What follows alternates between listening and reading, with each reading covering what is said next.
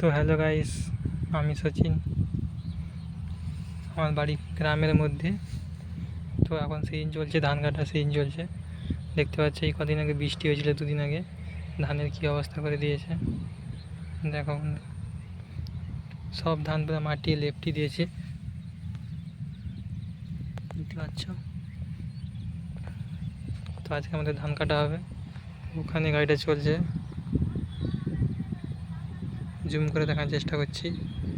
দেখো গাড়িটা চলছে।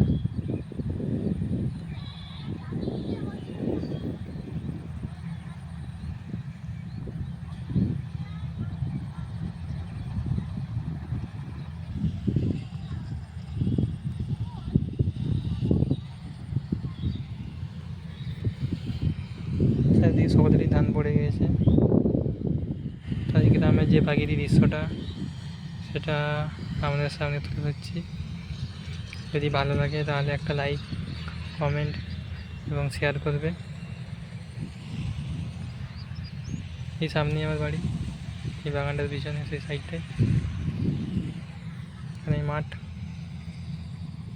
তো ধান কাটা হয়ে গেলে ভিডিও একটা আপলোড করব যে ধানটা কেমন কী হয়েছে চাষিদের।